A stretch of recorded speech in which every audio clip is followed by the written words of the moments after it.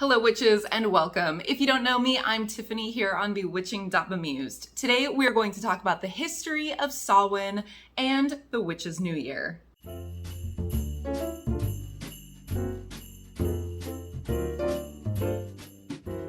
As always with these Sabbath history videos, which there is a whole playlist of if you're looking for more, this is just a condensed history, what I can fit into a sort of bite-sized video. If you want to do more digging into the history of this Sabbath, I have put links down below in the description box to articles and to some fantastic books where you can do plenty of more research. And last year I did a whole series for every single Sabbath of ways you can decorate, celebrate, activities to do, spells that are good to be cast around the time of each Sabbath. And the video for Sawwin on that one is linked down below in the description box and it's right up here.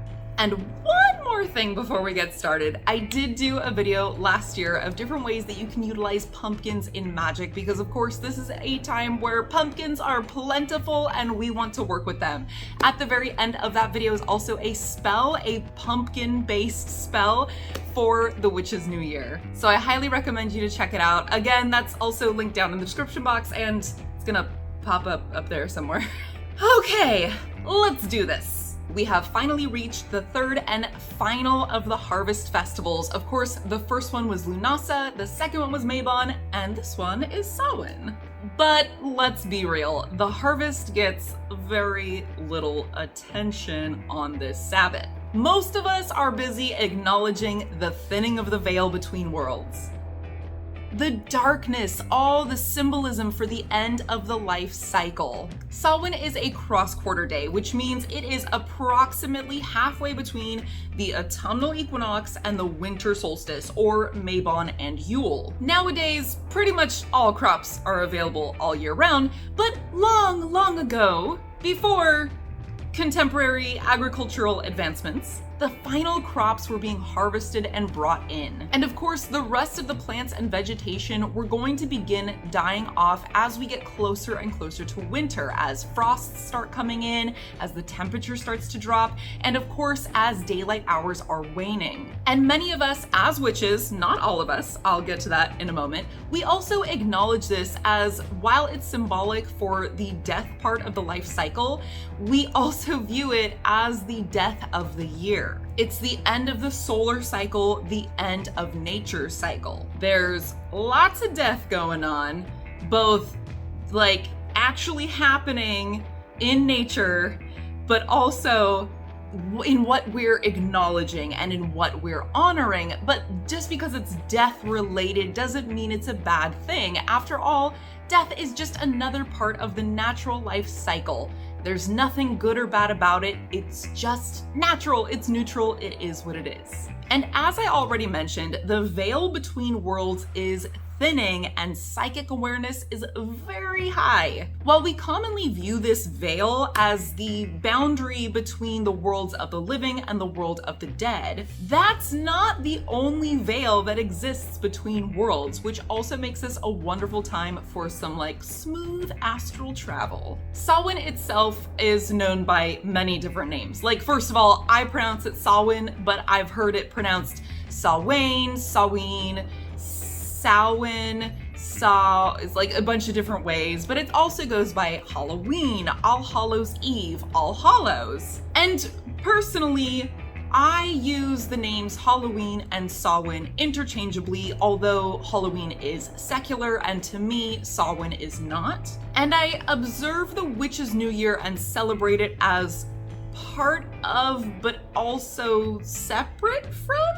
While I use the names interchangeably, I do have a little bit of differences in how I celebrate the two holidays combined into one, but it's not a video about my personal celebrations, so moving on. Now, to go into all of the different customs and the history of all the various different traditions that are practiced all around the world this time of year and have in the past as well. Now, that would require a much much longer video and a lot more research on my part, to be perfectly honest. So I'm mainly just going to focus on how we got to the contemporary pagan celebration of Samhain. Samhain was originally an Irish Celtic holiday, and while we don't know exactly how the ancient pagans celebrated it, we do know that they believed that it was a time of high magic. Bonfires were built to keep any fairies or fae that had ill intentions at bay. And jumping back to that mention of the thinning of the veil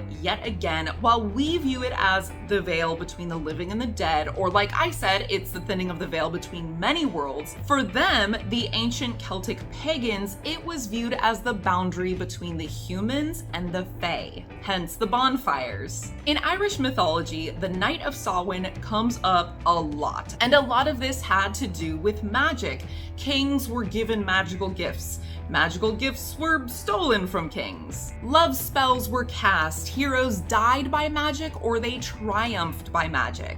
And supernatural beings roamed the earth and were pretty much just attacking things like all the time. Now, on a more mundane note, outside of mythology, we know that the ancient Celts also often held assemblies at this time, feasted, and created laws. And this makes sense. You see, the last harvest was done. All of that work was over with for this year. So, you know, they had a little more time on their hands. Now, before I wrap up this portion on the ancient Celts, I do want to talk about Witches' New Year, since our contemporary view of Witches' New Year is based on things that we're kind of supposing about those ancient pagans. It's commonly believed that they divided the year into two halves, the dark half and the light half. As we know, the autumnal equinox, which we just celebrated, is a time when day and night are about of equal length.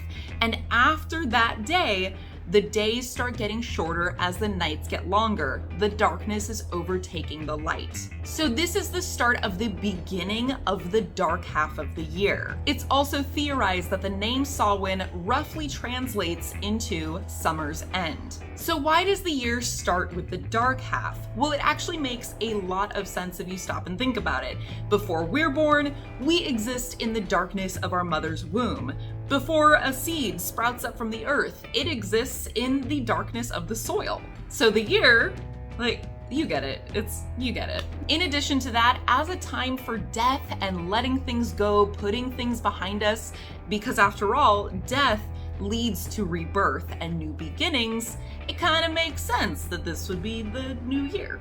But keep in mind that while the celebration of the Witches' New Year is very common at Samhain, I know that's when I celebrate it, that's not universal. Some celebrate it the same night as the regular New Year for everyone else, January 1st. Some celebrate it at Ostara, some celebrate it at Yule, and some don't really acknowledge it at all. Just do whatever feels right to you and use whatever date feels right to you. It doesn't even have to be a Sabbath. The wheel of the year is gonna keep turning. It doesn't pause momentarily at Samhain to go, okay, reset. So the actual date of New Year or Witches' New Year is pretty arbitrary.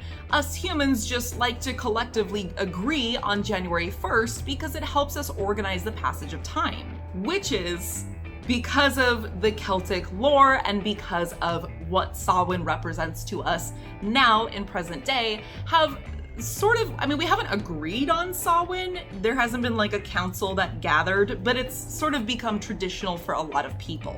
Okay, back to Samhain. So wrapping up this section on the ancient Celts, their celebration of Samhain, as far as we can tell, had actually nothing to do with the dead, or very little, if anything at all.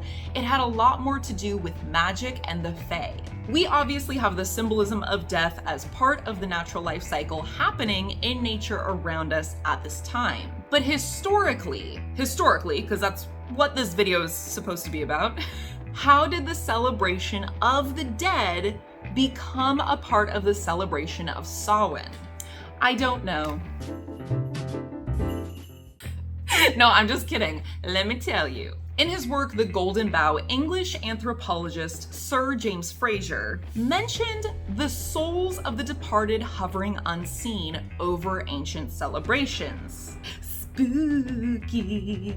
Frazer didn't actually really base this on anything, And it's assumed that he inferred this because of Sawwin's close timing to the Catholic All Saints' Day on November 1st and All Souls' Day on November 2nd. But those celebrations originally happened in the spring, and they didn't get moved to the fall until the 8th century, which was about 100 years after Ireland had been converted to Christianity and ceased pagan celebrations. So did the ancient Celts actually celebrate Samhain as a time to honor the dead?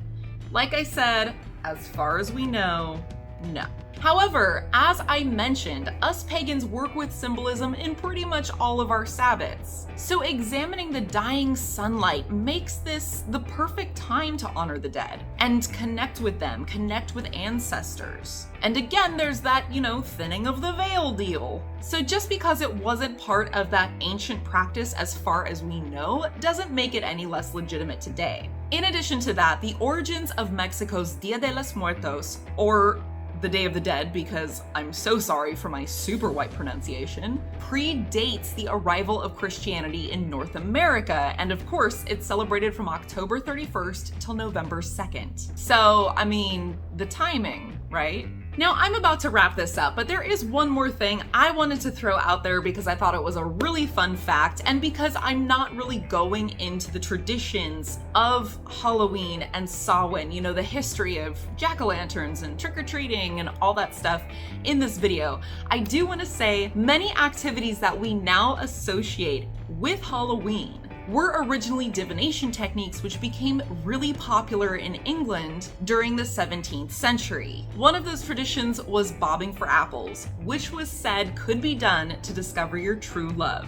Actually, apples were used a lot on Halloween for reasons of love. It's very interesting if you read about it. Alright, witches, like I said, I left a lot out, so if you have a historical fact about Samhain or just about Halloween, just because, that you want to share with everybody, please leave those down in the comments below. That's it for today. I am going to be putting out an extra video this month just because I love Samhain. It's my favorite Sabbath. So just as like a little celebration, I'm gonna do that. And there's going to be a lot of death-focused videos this month. So make sure to tune in for those. I release new videos every Wednesday at 7 p.m. California time. And of course, I'm going to be releasing a video on actual Halloween morning. Also, if you're interested in checking out any of those books down below in the description box, I've also added a link for a free trial to Audible. If you're a little bit behind on your witchcraft study because you feel like you just don't have that much time to just sit down and read, because let's face it, that takes a lot more time than, a 5-minute meditation every day, then I highly encourage you to check out Audible, where you can get most of the books that I recommend to you on my channel in audiobook audiobook format. The link to your free trial is down below in the description box. That's it for today, witches. I hope this video helped you guys out in delving deeper into the roots of Samhain so you can feel better connected to the Sabbath. If you do feel that way, hit the thumbs up. I'll definitely be seeing you before Samhain, but I do want to say happy Samhain, happy Witches New Year, and I'll see you soon. Stay magical.